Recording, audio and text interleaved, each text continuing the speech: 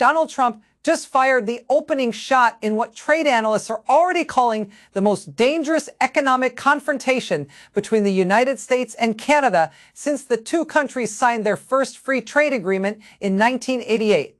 At 9:14 a.m. Eastern on March 4, 2026, the White House released an emergency statement through the Office of the United States Trade Representative announcing the administration's intent to impose tariffs of 35% on Canadian-manufactured automobiles, 25% on Canadian lumber and agricultural products, and a blanket 15% on all other Canadian imports, effective within 72 hours. The justification cited was, in the USTR's own language, systemic, non-reciprocal trade practices and unfair currency manipulation, and Prime Minister Mark Carney responded before the morning news cycle had turned over. His office released a formal counter-declaration at 9:31 a.m., 17 minutes later, announcing dollar-for-dollar retaliatory measures and a formal legal challenge under the very trade agreement this administration negotiated. During its first term, when the leader of America's largest trading partner responds to an emergency tariff threat in 17 minutes with a legal filing and a counterstrike, you are not watching routine trade friction. You are watching the beginning of something with no modern parallel. Hit that subscribe button right now because you won't want to miss any of the videos I release. So what exactly set off this extraordinary exchange? And why are economists who have spent careers studying bilateral trade describing it as categorically different from every prior U.S.-Canada dispute? The USTR statement that landed at 9:14 a.m. was not the first signal of trouble.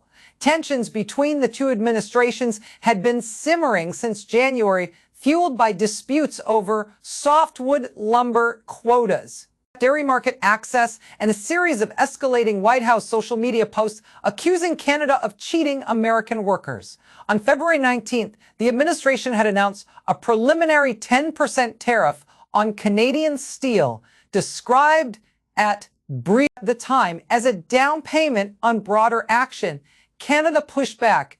Trade Minister Chrystia Freeland convened an emergency session of the Canada-U.S. Trade Council and issued a formal warning that Ottawa was prepared to respond with full force. The White House interpreted that warning as a bluff. According to three sources familiar with internal deliberations, a senior trade advisor briefed the president on February 28th and told him that Canada's economic dependence on the American market made a serious response unlikely. That assessment, as the events of March 4th would make clear, was wrong. Smash that like button if this is making sense so far. Here's the full picture of what has been building. Canada and the United States conduct approximately $900 billion in two-way trade annually. Canada is America's single largest export market, larger than China, larger than Mexico, larger than the entire European Union combined. More than 8 million American jobs are directly tied to that trading relationship. The auto sector alone involves a level of integration so deep that individual vehicle components across the COTSA border an average of 7 times during the manufacturing process before a finished car rolls off a Detroit or Windsor assembly line. The tariffs announced on March 4th do not redirect that supply chain. They tax it. Every 35% tariff on a Canadian-made auto part is, in practice, a 35% tax on American assembly. That structural reality is not a partisan observation. It is the conclusion of the Anderson Economic Group, the Alliance for Automotive Innovation, and the U.S. Chamber of Commerce, all of which issued statements of alarm within 2 hours of the USTR announcement. But here's where it really gets serious. When those same organizations, which have consistently supported this administration's broader trade objectives, describe an emergency tariff as a threat to American manufacturing, it signals that something more than politics is happening. It signals that the economics are genuinely alarming. When Carney's 17-minute response landed, it was not the improvised reaction of a government caught off guard. It was the output of a contingency planning process that Ottawa had been running since early February, according to reporting from the Globe and Mail. Confirmed by a source briefed on cabinet deliberations, Canada had prepared formal response packages for 3 distinct tariff scenarios. The scenario that most closely matched the March 4th announcement called for exactly what Carney delivered: dollar-for-dollar retaliatory measures targeting American goods and selected for maximum political impact in swing states. And a formal challenge under CUSMA, Article 32.10, the provision specifically designed to prevent emergency tariff impositions without demonstrated legal justification, the retaliatory list. According to draft documents circulating among trade associations, targeted American soybeans, pork, corn, wheat, steel, and aluminum products grown and manufactured predominantly in states that voted for this administration. Canada did not improvise. Canada was ready, and that readiness is itself a strategic signal that changes the nature of this confrontation. Here's what multiple sources say happened in the hours after both governments had stated their positions. By noon Eastern, Wall Street had delivered its verdict. The S&P 500 was down 1.8%. Ford fell 3.4%. General Motors dropped 4.1%. Bond markets began pricing in a higher probability of recession. The auto sector's reaction was not sentiment-driven. It was operational. A senior official at the Alliance for Automotive Innovation told Reuters that roughly 40% of components used in American-assembled vehicles originate in Canada or pass through Canadian infrastructure from Mexico, and a 35% tariff on Canadian auto parts, the official stated, directly does not hurt Canada. It shuts down American assembly lines. By 11:30 a.m., Republican senators from states most exposed to the economic fallout had begun breaking cover. Senator Lisa Murkowski of Alaska issued a statement citing threats to Alaskan energy export agreements with Canadian infrastructure partners. Senator Tom Tillis of North Carolina expressed concern about tobacco and agricultural exports. The fractures were appearing inside the president's own party within 3 hours of the announcement. And that speed tells you something important about how exposed the Republican coalition actually is to the economic consequences of what was just declared. I'd drop a comment right now if you saw this coming. I read every single one.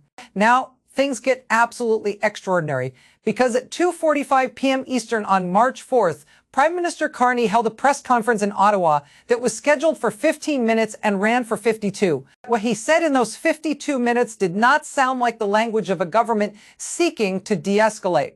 Carney stated directly, without diplomatic hedging, without softened phrasing, that the tariffs as announced were unlawful under the terms of CUSMA, incompatible with WTO obligations, and contrary to the basic principle of sovereign equality among trading nations.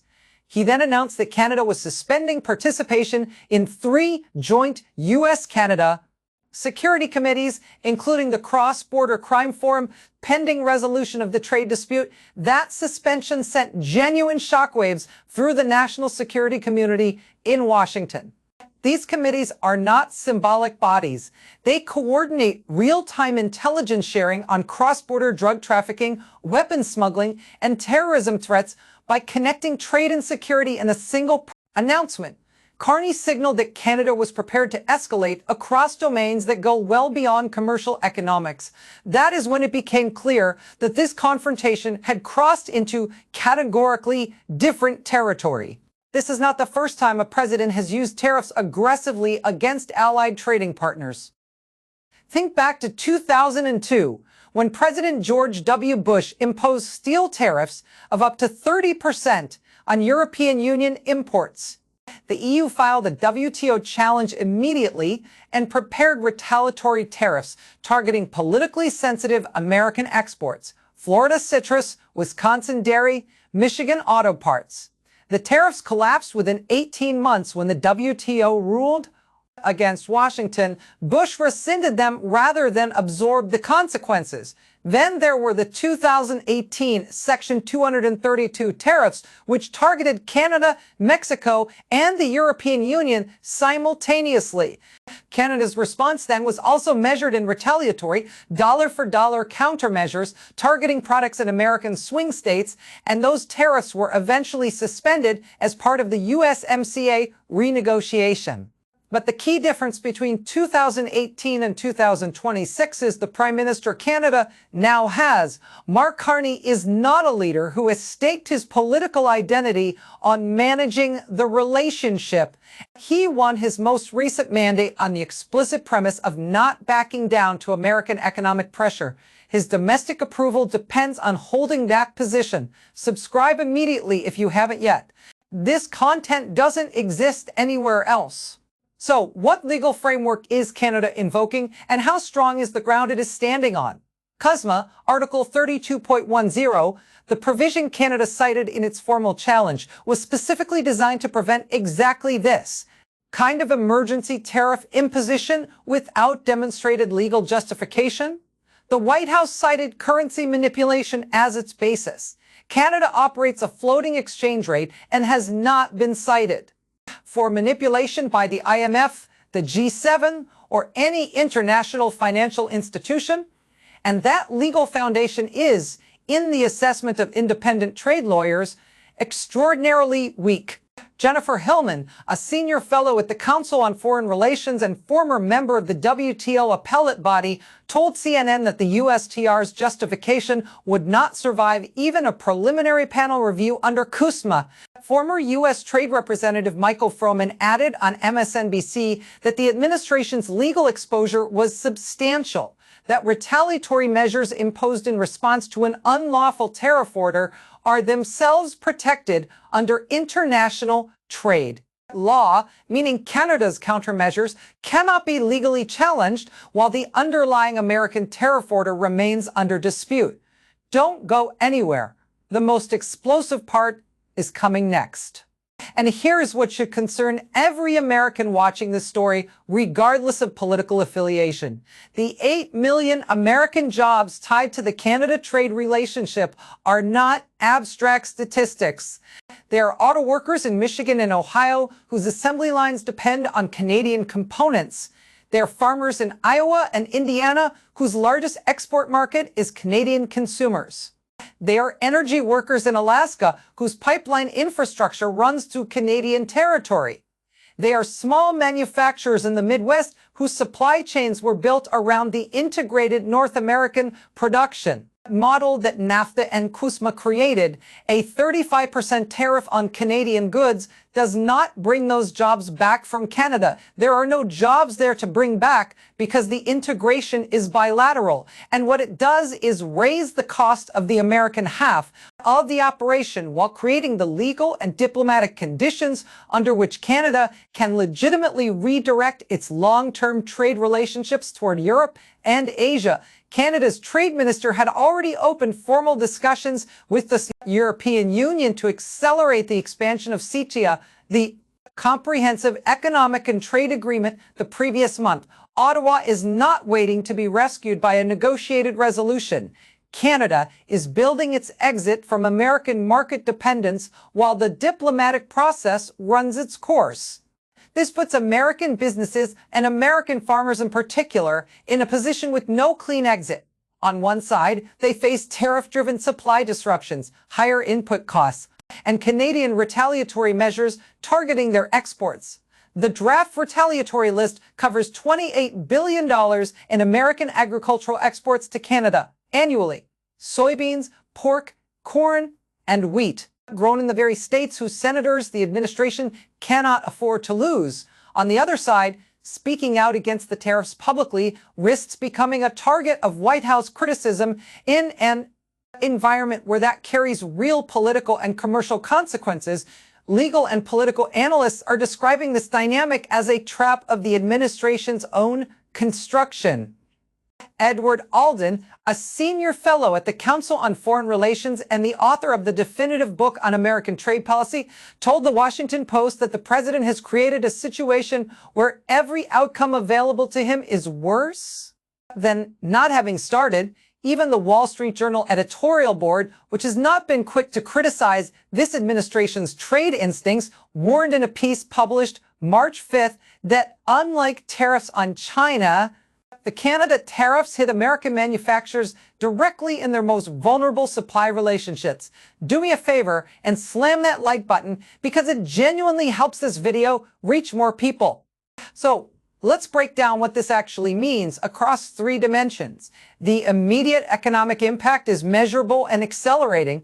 The Anderson Economic Group projects that if the tariffs hold, prices on American manufactured vehicles will rise by between $3,000 and $8,000 per unit within 6 months. Lumber prices will spike further, adding between $9,000 and $14,000 to the cost of a new American home at a moment when housing affordability is already at historic lows. And grocery prices will increase across dozens of categories where Canada is a primary supplier, from processed foods to dairy alternatives to packaged goods. The political impact is equally severe and moving faster than the administration appears to have anticipated.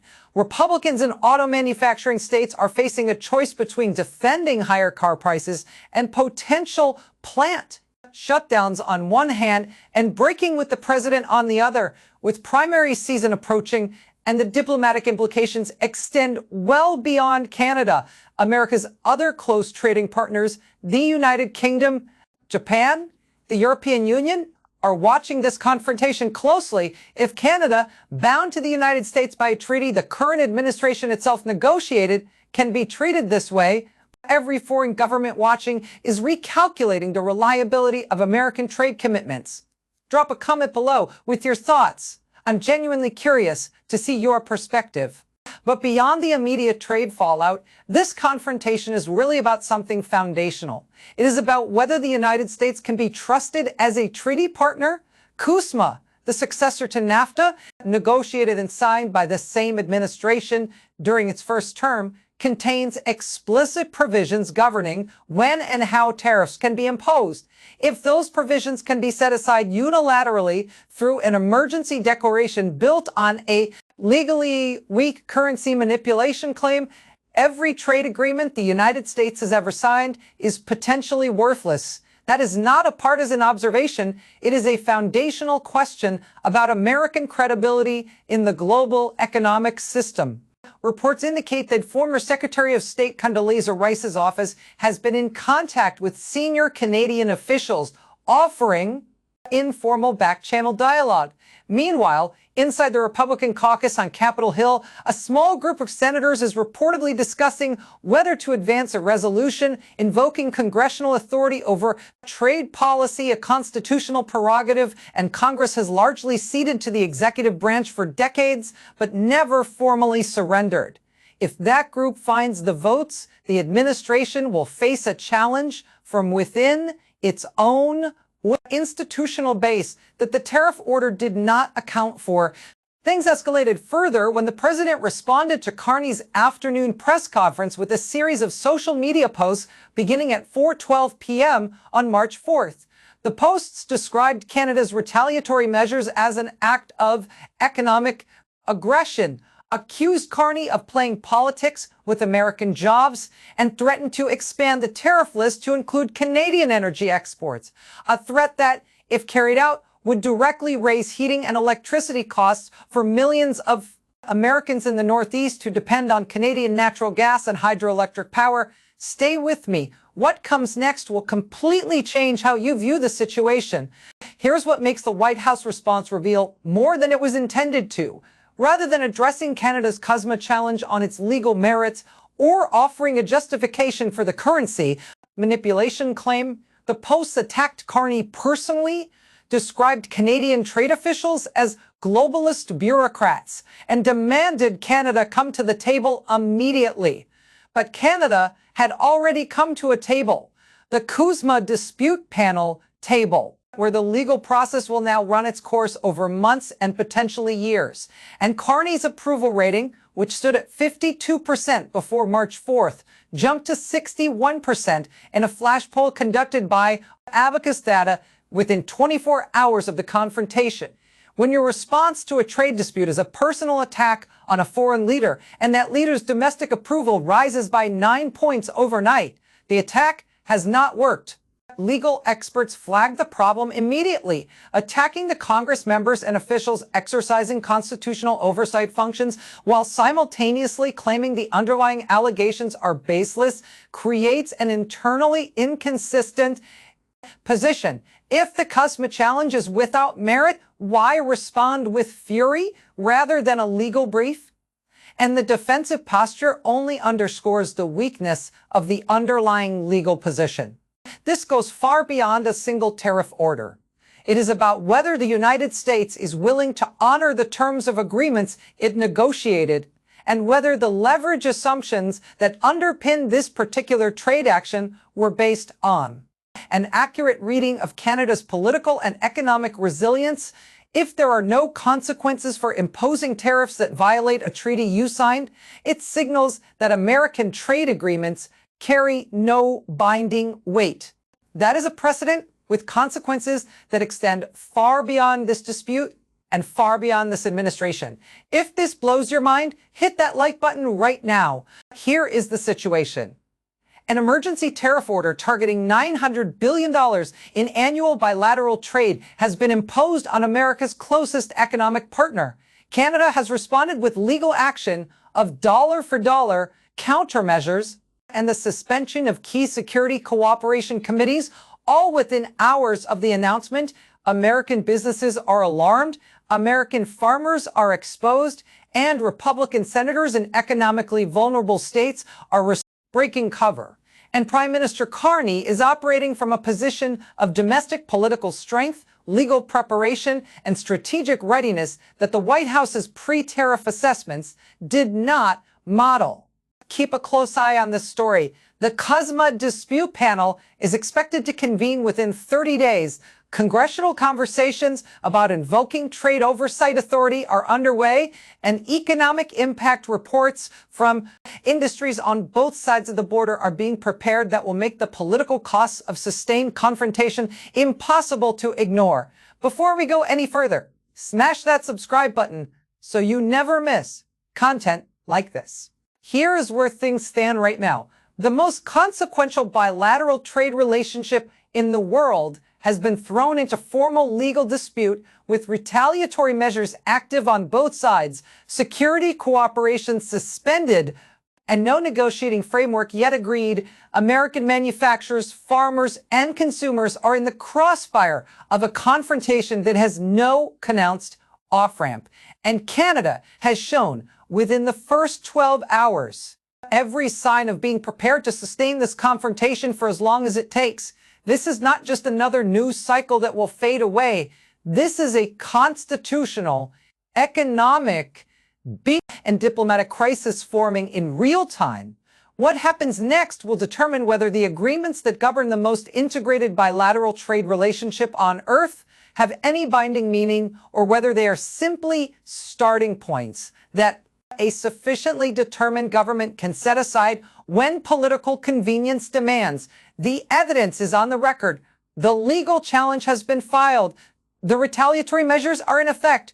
Now we wait to see whether the underlying conflict can be resolved before the damage becomes permanent. The stakes have never been higher. The legal exposure has never been more clearly documented. And the question of what American treaty commitments are actually worth has never been more urgently in need of an answer. Pause for a second and hit that like button if you're finding value in this coverage.